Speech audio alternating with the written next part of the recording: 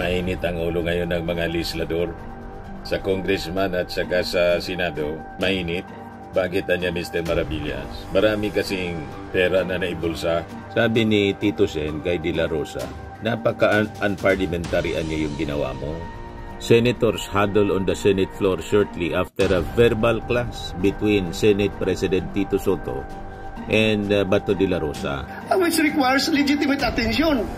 So Mr. President, ako po'y nalulungkot, which brings me to my parliamentary inquiry, Mr. President, na yung si Bryce Hernandez, yung kanyang kustodiya was transferred of this representation.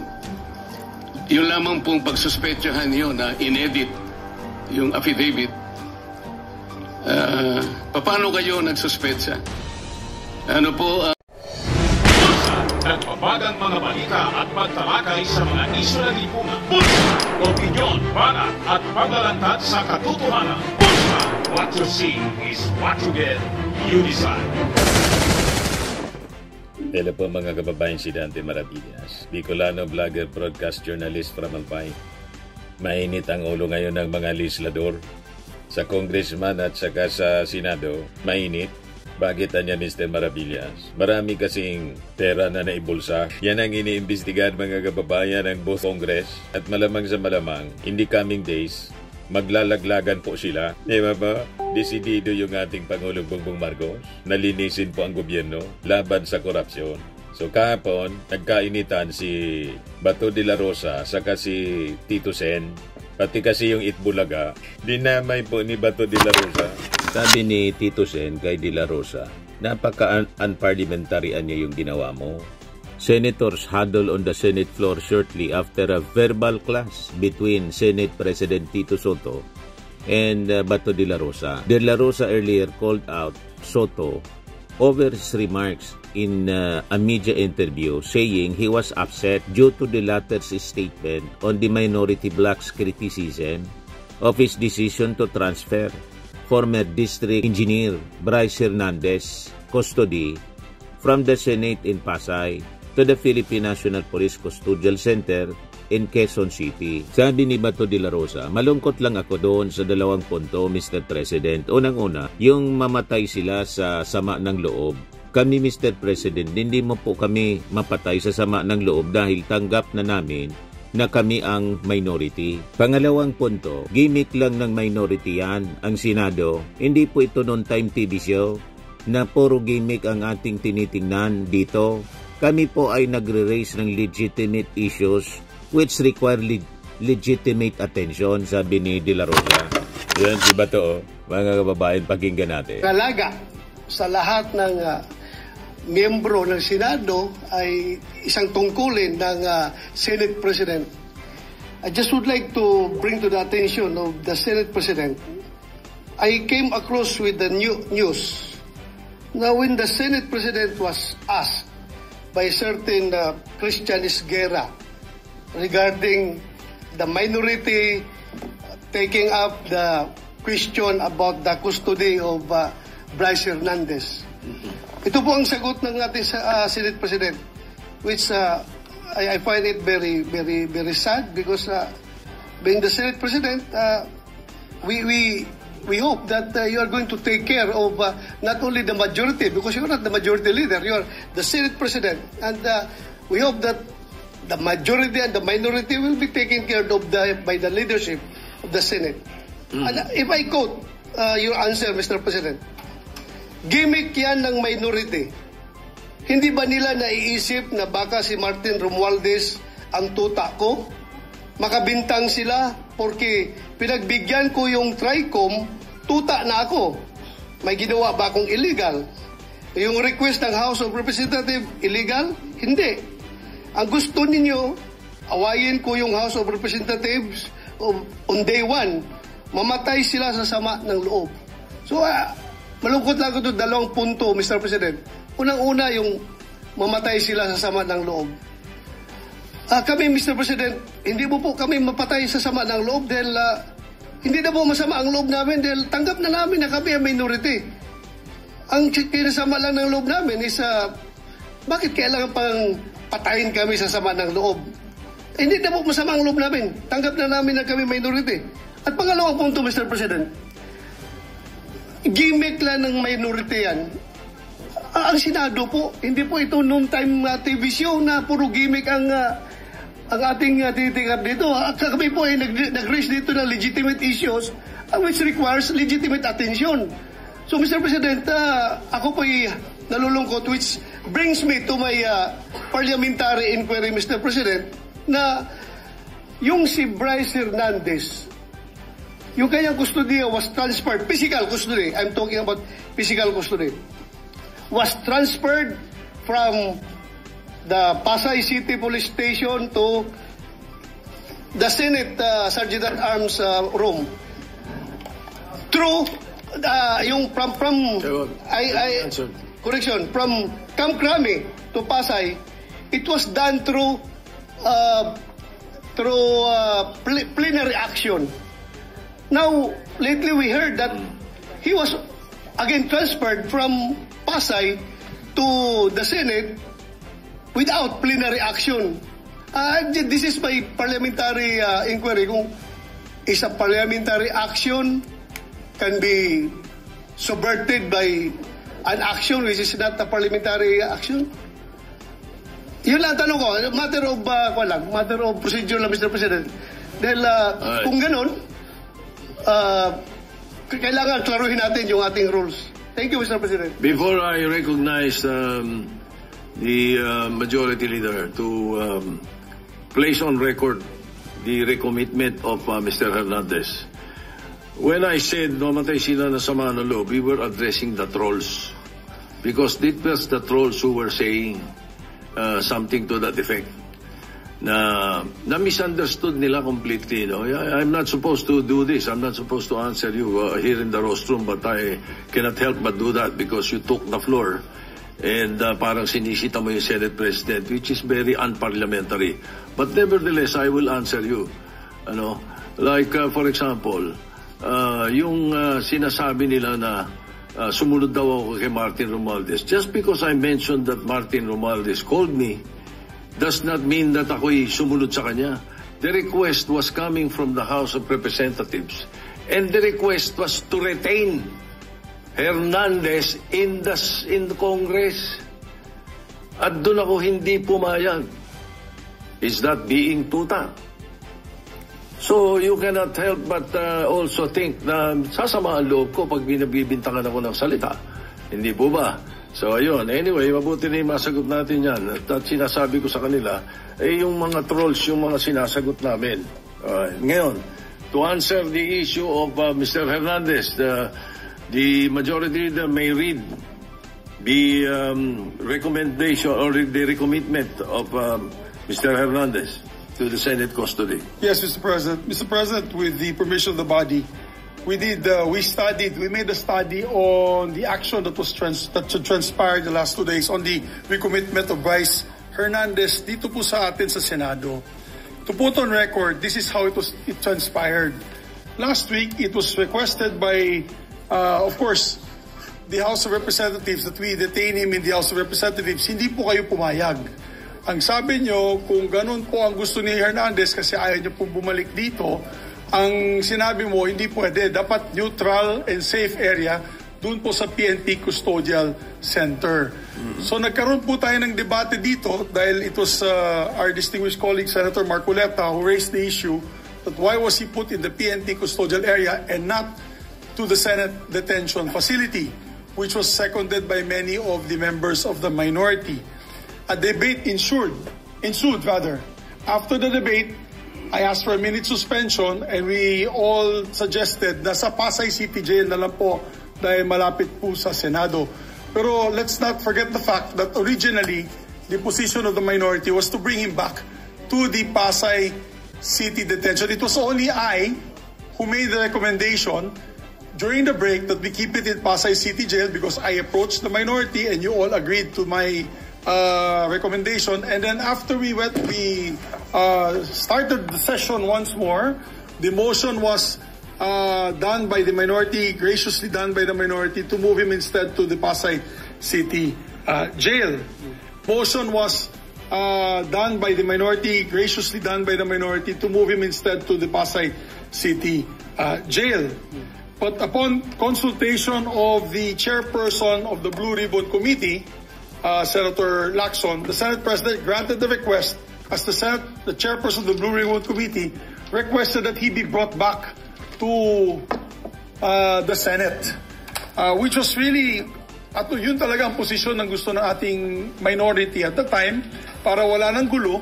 Pumayag po kayo na dito na lang sa Senado, at may request na rin po, for the record, may sulat po si Bryce Hernandez, ang abogado niya, na ibalik siya dito, at yan po ay confirmed sa kanilang hearing this morning for his writ of amparo before the Pasay City Regional Trial Court. Sinabi po ay doon na lang po ako sa Senado ilagay. So yun ang pinagmulan ng init ng ulo. Yung custody po ng witness na ungkat, nadamay pati yung noon-time show, yung Itbulaga. Doon sumama yung loob ni Tito Sen. So to Christ foul, references to noon-time show.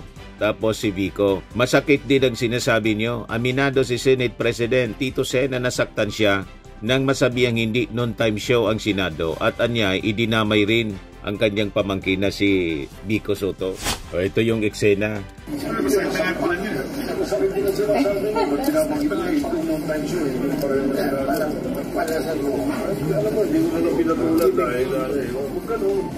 Ang totoo doon, mas marami natulungan ng yung time show. Ako din, sa totoo lang yan. Kesa sa atin dito. Yung pinupost nila doon na pinagawa na yung sakit sa akin yun. If you go down, really? Kunwari pa daw, masakit daw din sa kanya yung pinagsabihan si Tito Sen na tuta ni Martin Romualdez. Sabi ni Tito Sen, sa totoo lang anya, yung noon-time show, yung Itbulaga, mas marami pa yun na natulungan kaysa sa atin dito. Tama, wala pa yun korupsyon. Sa kasiyahan pa lang mga kababayan, mga prizes, opportunities na binibigay sa mga artista at mga talents, mga contestants para sumikat at maging artista rin. Sa loob ng almost 50 years na, ang daming natulungan yung Itbulaga. Wala pang ninakaw sa flood control, di ba? Kaysa ito mga politiko, mga kababayan, na sabit sa flood control scam. Kaya sila hindi na mapakali, mga kababayan, kasi maraming sangkot. Ininsulto niya si Tito Sen, veteran senator ito, the longest serving senator at Senate President.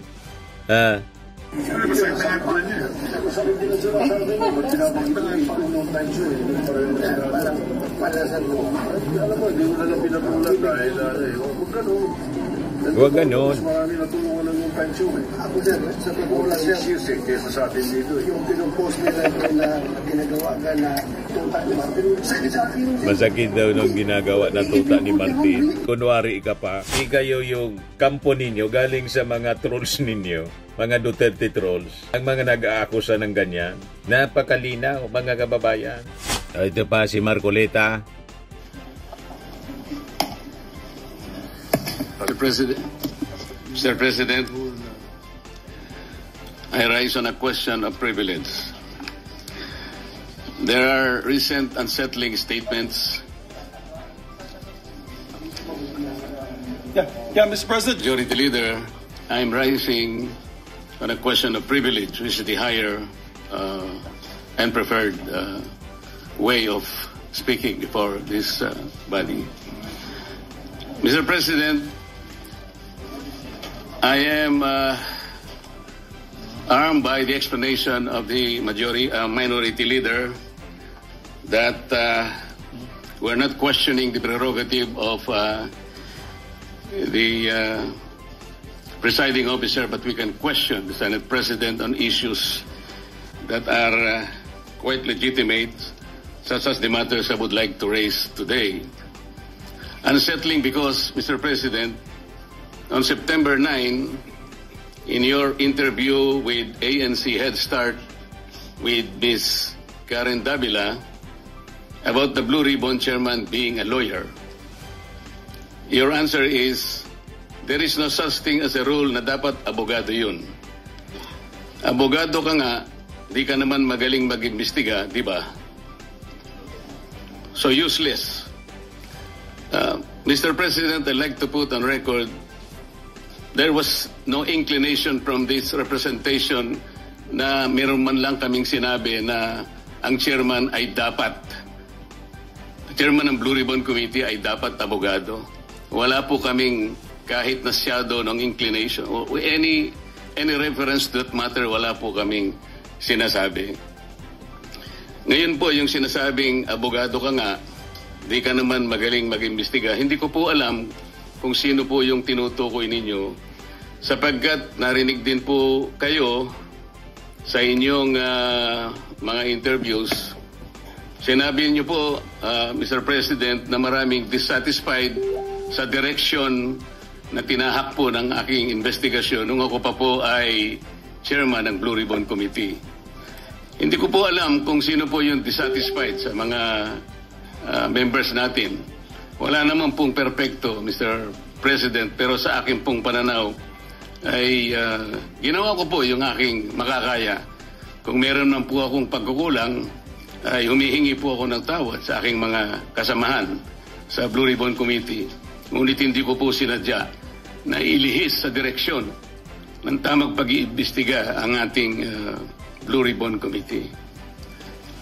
Noong September 10 po, 2025, ang programa pong Sa Totoo Lang sa 1PH, nandun po yata si Job Francisco, Chicky Berhel, Cheryl Cosing. Ang sabi po ninyo, with reference to the affidavit of the Discayas, may suspetsa kami na inedit yung affidavit.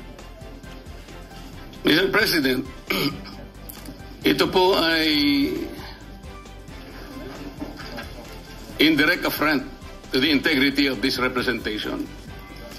Yung lamang pong pagsuspetsahan nyo na inedit yung affidavit, paano kayo nagsuspetsa? Ano po ang ginamit ninyong batayan at pagsususpetsahan ninyo na maring inedit yung affidavit? Ako po bilang chairman ng Blue Ribbon Committee, nagpakaingat-ingat po ako nung sila po ay sa pamamagitan ng kanilang mga taga-lapit, ay minabuti ko pong hingin sa kanila. Sumulat sila sa akin para malaman ko kung talagang meron silang kagustuhang magpahayag ng kanilang saloobin tungkol sa dinidinig natin sa Blue Ribbon. At gusto kong masatisfy ang sarili ko, Mr. President, kung totoo nga at kung bakit nila gagawin. So nakareceive po ako ng sulat sa kanila, handwritten. At nung malaman ko po na talagang galing sa kanila ang pagpapahayag na voluntaryo, sinabi ko, sige, gawin ninyo. At kinakailangan, bago nyo ibigay sa akin, notaryado na yun. At yun pong affidavit na yun, o subscribe sworn statement, Mr. President, ay naibigay sa akin, araw na po, maggagabi na po ng araw ng linggo, in a sealed envelope. At kung sinasabi po ninyo na ang SOP ay dapat na ibigay sa mga miyembro ng ating Blue Ribbon, wala na pong pagkakataon sapagkat sa umaga po alas 9 ay magsisimula na po ang Blue Ribbon Committee. Noong September 14 po sa Twitter ninyo, meron po kayong binanggit at ito po ang nakasulat. Very devious. Wala pang hearing ang Blue Ribbon ni Ping Lacson. Gusto ng ilang magpalitan agad. What are they so afraid of? Bakit minamadali WPP agad ito? Ano bang nangyari? Malalaman natin sa Blue Ribbon kay Senator Lacson, meron siyang investigasyon ginagawa tungkol dyan. Ano po ba yung pinanggalingan ng mga salitang yun, Sir President? Nasa likod sino na po siya, yung natatakot? Tito Sen? Sino po yung nagmamadali? Kung ang inyo pong tinutukoy ay yung akin para i-recommenda na mag-apply si sa protection program ang mag-asawang Diskaya, yun po inaayon sa batas, Mr. President.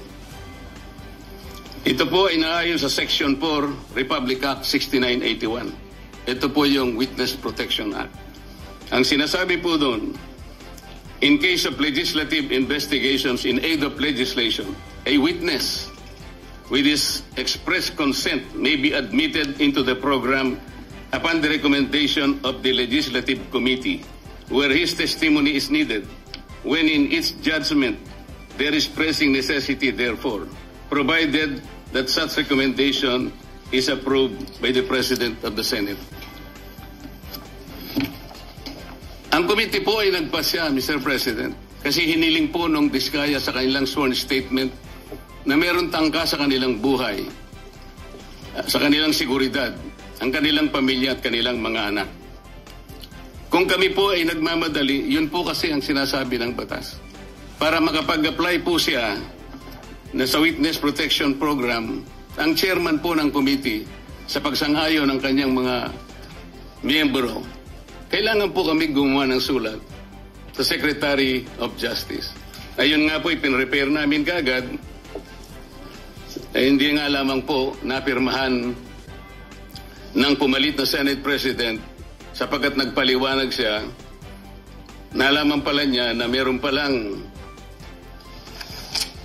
presscon ang ating Department of Justice Secretary na doon sinabi niya, hindi raw siya magbibigay ng witness protection sapagkat kinakailangan muna ang ibalik ng mga Diskaya anumang pera ang kanilang nakuha sapagkat hindi kanila yon.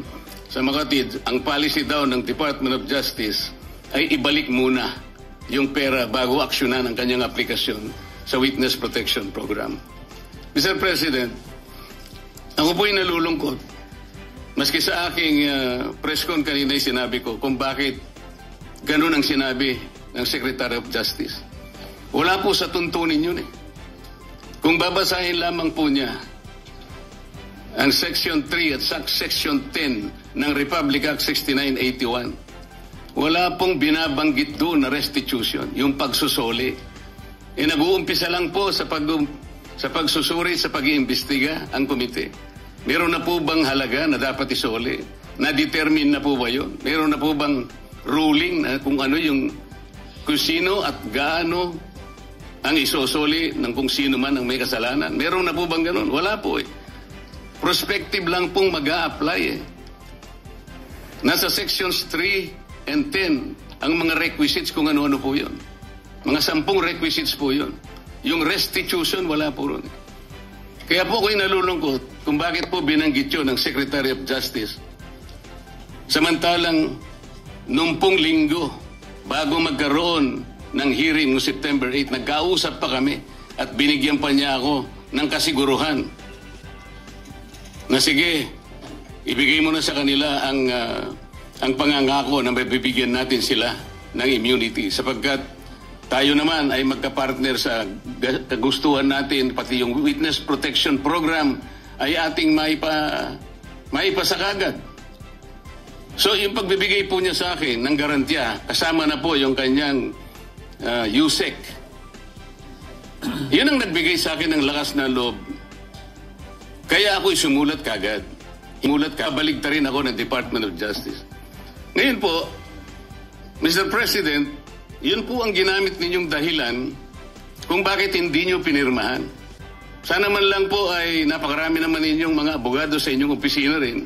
Binasa nyo sana yung batas. Kung yung restitution po ay isa sa requisite. Ngayon, sinagot ni Tito Sen, relinquish niya muna yung kanyang pagiging presiding officer. Yung majority leader na muna, si Ping Lacson.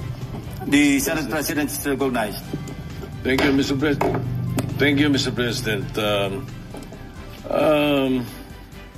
Well, I decided to go down from the rostrum so that I can either answer or debate with any or with any interpellations from our colleagues. No, but let me just try to explain some of the points that were raised. That to me, and that is my opinion, inaccurate yung mga intindi or inaccurate yung perception in these interviews that I am the media has been conducting with me. Ang totoo nga yan, dami ko pa nga iniiwasan na interview eh. Kukunti pa nga yun eh. Pero whenever I am asked I come out with my opinion. You don't like my opinion, but you have to respect it. In much the same way as I respect your opinion, whatever it is. No, but when it comes to the issue of legal, there are rules to follow. So let me start with what the minority leader said as far as the Blue Ribbon Committee is concerned and the order. Malinaw sa rules natin a witness cited in contempt may be ordered by detained in such a place as may be designated by the committee alone or andun yung or with the concurrence of the Senate President by either one detention order. So it's the Senate President has the power to do that. Ngayon, nung binibigay sa akin yung binigay sa akin yung sulat para i-recommend yung witness protection program ng mga Diskayas, ang feeling ko incomplete ang usapan at narinig ko ito kay Secretary of Justice. Kailangan tell all, hindi tell half. Di ba? Ang mga binabanggit, 2022 to 2025 sila number one contractor 2016 Correct. to 2022 Correct. Panahon ni Digong. Ba't wala dun ang kwento? Di ba? So, you cannot blame me if I do not want to immediately do that. No? And then I know for a fact, as I said in the media, I know that there is a possibility that we will change the leadership the following day. All right. Now, let me continue with some of the opinions that were aired. Well, of course, yung nabanggit kanina ni Senator De La Rosa, pasensya na, baka nabigla ako at nagamit ko yung salitang gimmick, ano? Pero it could be had been a wrong word that I should not have used. No?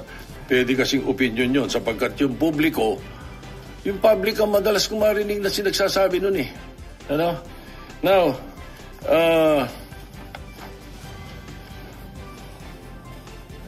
as I'm concerned, there's nothing illegal or out of the rules that we have done. My opinion, as aired, kung hindi nyo nagustuhan, pagpasensya nyo ako. Kung hindi nyo nagustuhan yung mga sinabi ko, na opinion ko. Pero I never mentioned names. When I said, baka na-edit, tama yung sinabi ni Senator Pangilinan. Iba yung thinking eh.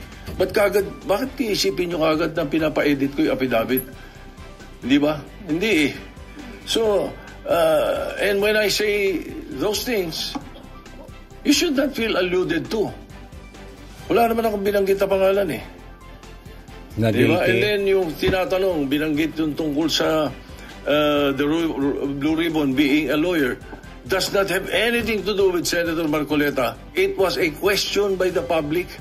It was a question even by Secretary Claire Castro or Attorney Claire Castro. The question was, di ba kailangan abogado yun?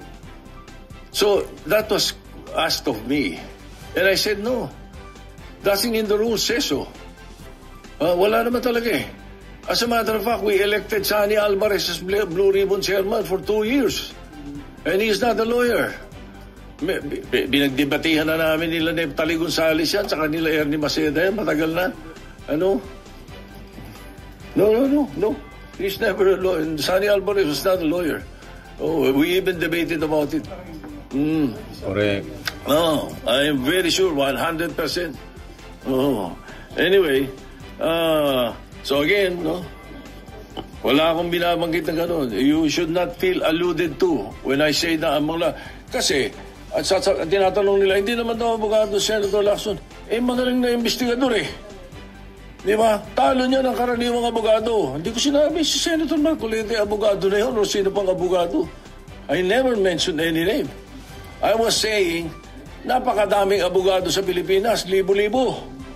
So, a lawyer who was not well-versed in investigation, mas gusto ko na yung investigador. That was my point. Ano ba? Why will you feel alluded to, Mr. President, if I did not mention your name? Di ba? Now,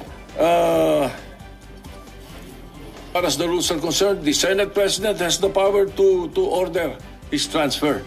Especially in this case, na I asked the chairman of the Blue Ribbon Committee after they sent a letter, and it was done in court. It was done in the RTC 112 this morning. That was where the letter was transmitted to Attorney Valentina of the Senate Legal, who was representing the Senate in the hearing of the writ of amparo. Yun ang istorya nun. So the request was go back to the Senate. Ay sabi ko maganda if that is your request, because that is precisely what the members of the minority wanted. Hindi ba? So no question. O ba't may question ngayon? Nalilipat natin, binalik natin sa Senate custody. And then also, to be fair to the USAHA, every day, they monitor wherever that person is. Kahit na nung dinala natin yung si Colonel something sa Muntinlupa, mayroon tayong sa Pasay City Jail, si Balad ba yun? You don't need to have an OSAA there the whole day, 24 hours. It's not necessary. The important thing is it's under the custody of a legal custody. Yun ang importante rin. So hindi kailangan nakabantay OSAA doon. Now, if you want to change the rules, then you propose some amendment to the rules. Na gusto niyo, OSAA nakabantay kahit saan natin ilagay. Alright? Now, ang pagkakaalam ko, magkakaroon ng immunity from criminal prosecution. So kung natatakot sila sa kanilang security, bilyon-bilyon ng pera nila eh. Ang dami nilang pwedeng bayaran pa security guard eh. Kahit 1,000 security guard kaya nila eh. Bakit kailangan ang gobyerno? Ay galit na ang mga tao dahil hindi nga natin malaman kung ilan yan, kung nangyari nga yan, kung sila nga yan, hindi po ba? Kaya we were just trying to be prudent. Konting konting hinay. Huwag yung sasabihin natin. Kaya sabi ko, ba't tayo nagmamadali? I'm not pertaining to any senator. Bakit, sana do not feel alluded to if I don't mention your name. Di ba? And then, statements, there is no other direct evidence available for proper prosecution eh. So, it is not applicable to the Discayas. At saka na, hindi rin pwede sapagkat ang pananaw ng karamihan, ang pananaw ng taong bayan, sila most guilty. Ang pwede sa Witness Protection Program, yun, not the most guilty. Correct. Ayun ang sinasabi ng batas.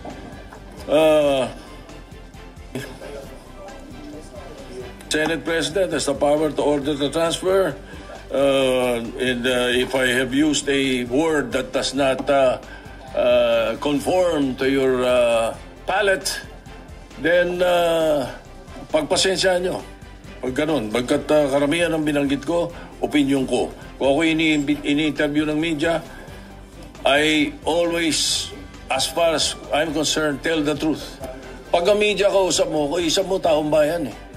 Ganun yun. Kaya iniiwasan ko na hindi ako magsabi ng totoo. Kung opinion ko hiningi, binibigay ko opinion ko, hindi ko tinatago. So if you don't like my opinion, I'm sorry, Mr. President. But that's how it is. Thank you. Ito naman po, Firmax Firming and Lifting Cream, pinapahid po sa mga pulses in affected area. Mainam po sa paninigas ng mga kaso-kasuan. Ito naman po, Automax Radiant Serum. Sa mukha naman yung application, anti-aging po siya. You will look 10 years younger than your age. Sa mga cancer patients naman po, baka lang gusto ninyo itong itry. Neng siya red mixed fruit drink. Hindi mo po siya gamot, food supplement siya. Kaya lang, gawa siya mga kababayan sa goji berry. Yung goji berry, may anti-cancer properties.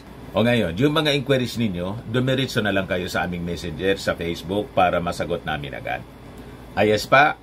Ayos na ayosan niya, Mr. Maravilla. But anyway, ito po pala yung aming bagong product na binibenta online.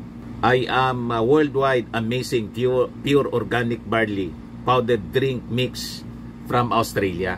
Negosyo to ng aking anak na architect entrepreneur Riz Maravillas. Ayan po. Kontakin na lang po ninyo siya, Riz Maravillas on Facebook. Ang mga health benefits niya, boost immunity, improves digestion, enhance energy levels, packed with antioxidants, prevent cancer. Sa mga naghanap po ng malinis and spacious fitness gym, pumunta lang po kayo sa aming Colossal Fitness Gym. May Grab ka rental din po kami. Ito naman po yung bago naming product na binibenta online. iGlow Serum, whitening po siya. Tingnan ninyo yung epekto sa aking anak na architect before and now. Yung mga inquiries po ninyo, dumiretso na lang kayo sa kanyang Facebook account, Riz Maravillas.